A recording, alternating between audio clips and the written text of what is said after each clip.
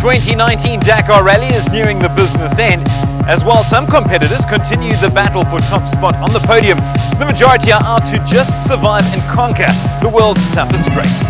Dakar Racing South Africa is among the former, as Nasser Latian Bomal continued their march in the front with a solid performance in the journey from Arequipa to San Juan de Marcona.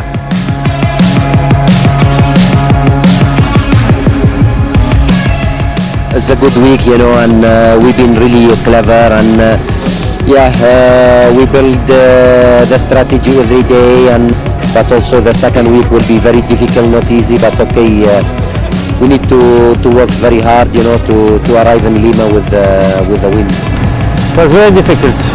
Many parts with the dunes were very soft and tricky for navigation. We did the first part quite well, I think, and then 30k from the finish, I make a small mistake.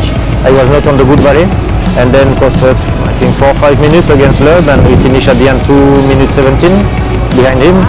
But still we are leading now with 37 minutes, and Peter Hansel gets stuck, so okay, it's not a bad day. Tough day. This morning was really difficult in the Tanaka dunes. I mean, we know them from last year. It's probably the most difficult dunes that I've driven in.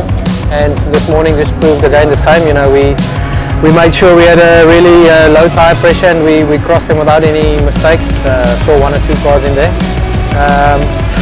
But I'm just a bit annoyed. We lost like, I don't know, 15 minutes for nothing. I wanted to be closer to Nasser. But anyway, we finished 8th. We could have been 3rd or 4th for sure. But yeah, we'll try again tomorrow.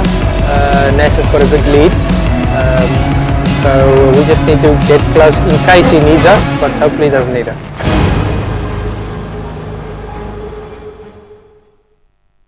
On to stage 7, which many predicted to be the toughest of the lot. A 323-kilometer loop route in San Juan de Marcona, where dunes were the order of the day.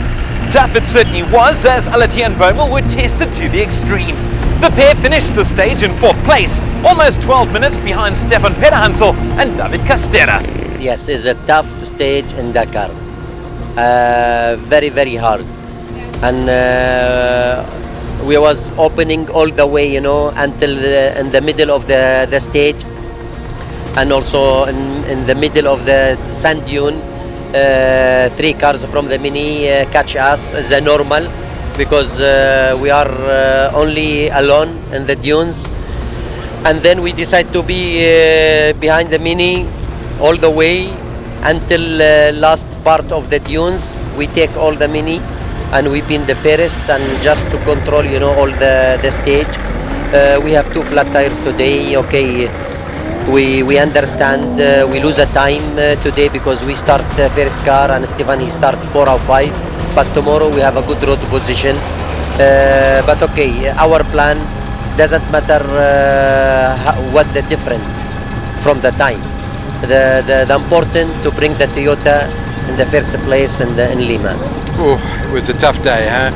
I feel that we drove every kilometer with them today. We were in the bivouac, not allowed out today, no viewing the cars, nothing like that. So we watched it live on the tracking, and very stressful day.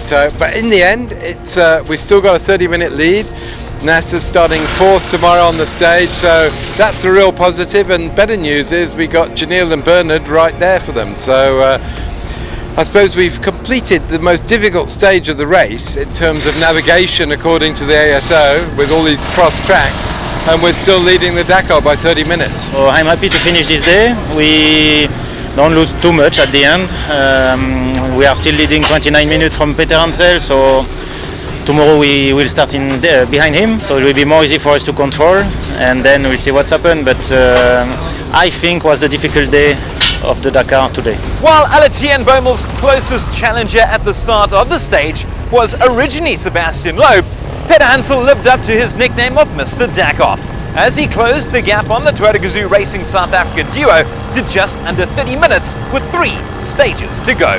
Stefan always there, Also Sebastian Loeb, he will have a big push tomorrow. But okay, we need to be really careful, next 3 days, very important. we need to have our car really strong, and yeah, thank for the teams, you know, because really working very, very hard, making our car every day, you know, it's like a brand new car, you know. This is the way to win Dakar. I will do my best, you know, to return this gift, you know, for the teams. I think maybe, you know, one tends to get a bit greedy. You had 40 minutes yesterday. We would have liked to, we planned to give away 5-6 minutes to, you know, today, but obviously Mini had a strategy. Loeb was unfortunately stopped early on, so Nasser went there and opened the stage the entire day. Stefan and Carlos and Nani all caught up to Nasser and followed him, I think for 180 k's, I'm not sure, but a long time until they got to the dunes at the end. And of course the plan was to stop and deflate the tyres to make it easy and reduce the risk, but of course Nasser would never stop with all the 3 cars around him. So he crossed the most difficult dunes at maximum pressure. You know, I mean, that's the kind of calibre of driver we got. Yeah, it's good. It means that the level is very high and that you need to fight every day to keep your place. So no, it's good to always have fight. If you are alone in the front, it's not interesting. So good that one time was Loeb, one time was Peter Ansel, and we can play like that. It's nice. The teams of Janiel de Villiers and Dirk van Zitzewitz and Bernard ten Bronke and Xavier Panseri both finished the stage inside the top 10 to ensure they stay close to Alati and Bommel to play a supporting role.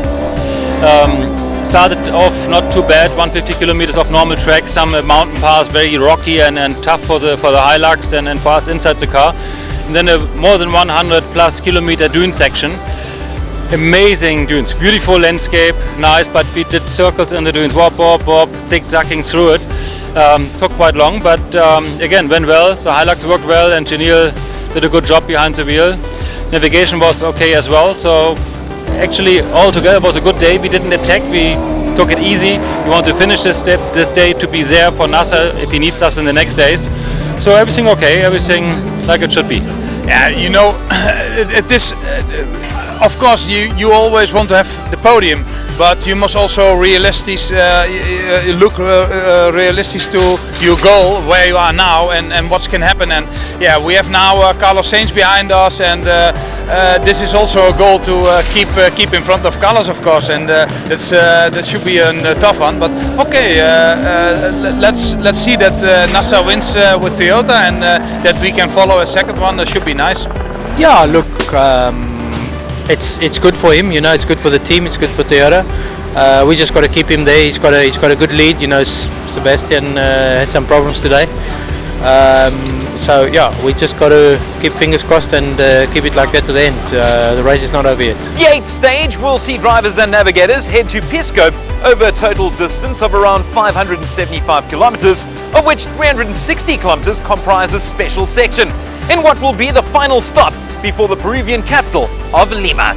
Well, we're not exactly sure actually, it's a bit of an unknown tomorrow. It's 340 k's, so no small stage at all. Looking at what happened on the way down here, it should be more defined sandy tracks going towards Pisco, but 340 k's is still a long way, but I think the time differences will be less than we've seen in the last few days, that's for sure. And if Stefan wants to really make a challenge, he's got to open the road and go absolutely flat out tomorrow to make any impression. So we'll take it as it comes.